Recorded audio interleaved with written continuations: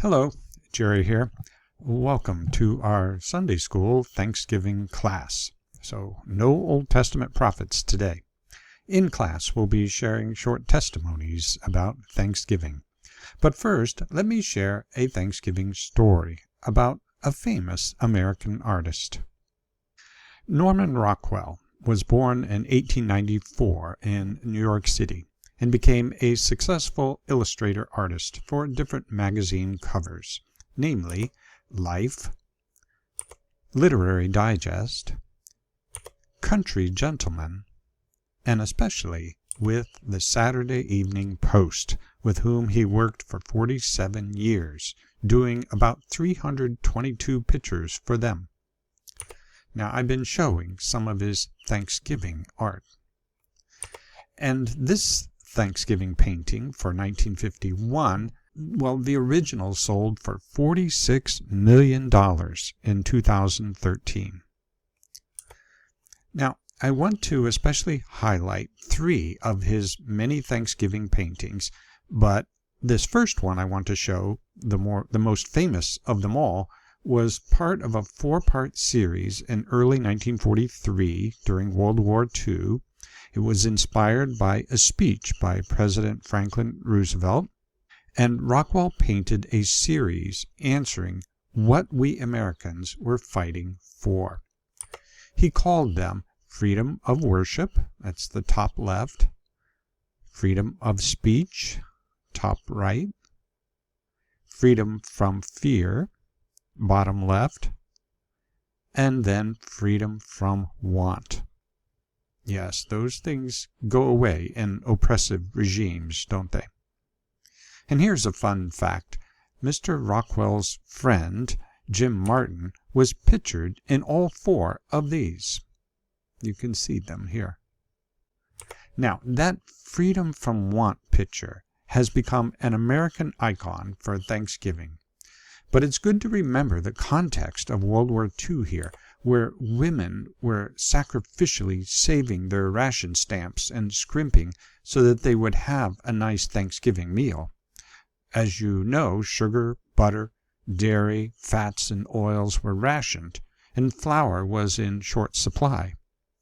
As well, most families had some family or extended family members deployed in the war, including many women in the auxiliary services, including as nurses. So there were many empty seats at the Thanksgiving tables. Freedom from Want was made into a war poster that helped morale across this nation. Now, just for trivia, notice in this freedom from want, no ice in the water glasses. Yeah, this was 1934, and it would have been quite a luxury to have ice in your glass. Now, after the war was over in 1945, more people could afford the new refrigerators with a separate freezer compartment and to use those new flexible ice cube trays. Notice all the different whites: curtains, wall trim, her apron, the table with white china plates on a white tablecloth. It's very difficult, we're told by artists, to paint white on other whites and have so many convincing different whites in one painting. Notice that only the grandmother and the grandfather, who was spotting her, were looking at the turkey. You see that? Everyone else was looking at each other, enjoying each other's company. It wasn't all about the food, was it? Except the person on the bottom right who was looking at us, including us, inviting us in. As Coleman Richards wrote, this makes us the final members of this big happy family, ready to sit and share their meal. Rockwell used actual people as models, friends and family. His wife is the woman on the left, and the woman pictured actually cooked the turkey, and they all ate it together afterwards. He wrote, "Our cook cooked it, I painted it, and we ate it. That was one of the few times I've ever eaten the model." End quote. A second painting I'll feature was in Thanksgiving 1945, entitled Home for Thanksgiving. World War II was just over, and it took months for the soldiers to be processed and discharged, with some staying on for the post-World War II occupations. The models Rockwell used here were Sarah Hagelberg and her son, Richard. The family owned a dairy farm in Arlington, Vermont, where Rockwell got his milk. This painting was totally genuine because the son Richard had just returned home from the war. So this is a real slice of history here. Notice how proud she is and how glad he made it home. He's grinning, even peeling potatoes, and what serviceman has never had to peel some potatoes? Let's see, on the bottom left, there's apples, a pumpkin, cranberries. They're putting the peeled potatoes in a pan with water. On the table behind are all kinds of fruits and vegetables, even a cider jug. Not a lot of pre-processed Thanksgiving foods then. Both these people were very thankful. The original Home for Thanksgiving sold for $4.3 million in 2021. Again, illustrating that there are still a lot of people who appreciate the traditional values Rockwell painted. Now, a last Thanksgiving painting I'll feature was done during the war, November 1943. And I should tell you first that while Americans loved this Freedom from Want painting from March 1943 on the Saturday Evening Post, Rockwell was criticized by some Europeans for showing this feast at a time when they were being attacked and bombed out by Germany. They didn't have much food then. Maybe this Thanksgiving 1943 issue, about 8 months after the Freedom series, was a polite admission and answer to that. The scene is in war-torn Italy. This young teenager was given a very warm military coat by a high-ranking American first sergeant, and it's keeping her warm.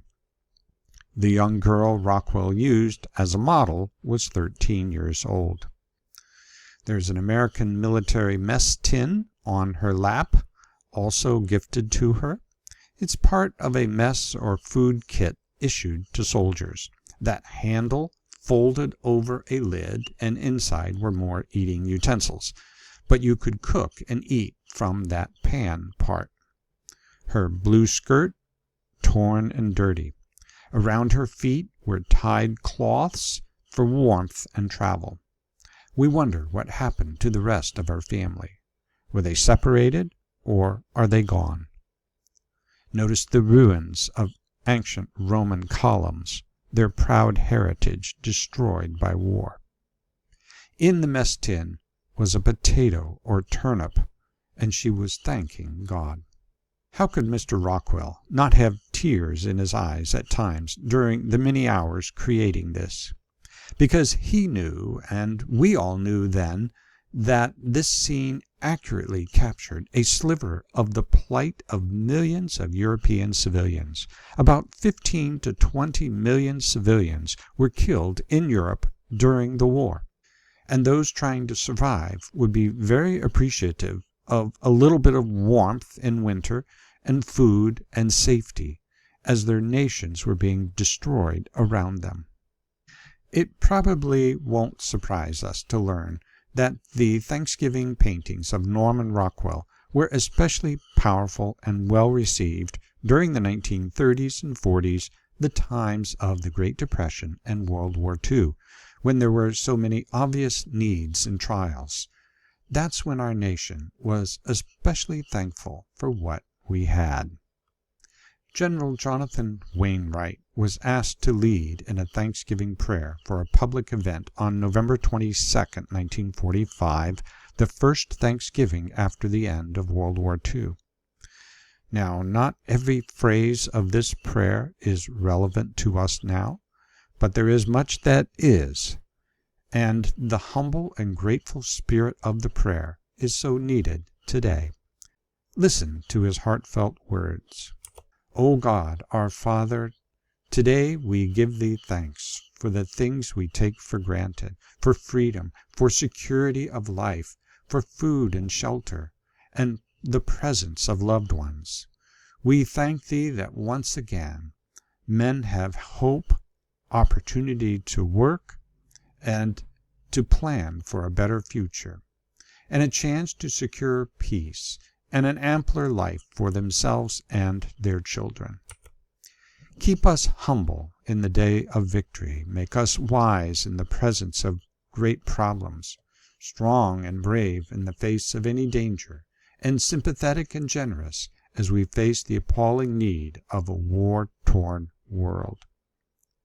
In gratitude for all those who paid the price of victory, we now ask Thy guidance as we dedicate ourselves to that cause for which they gave their last full measure of devotion. Lord of hosts, be with us yet, lest we forget. Amen. Happy Thanksgiving. Thanks very much.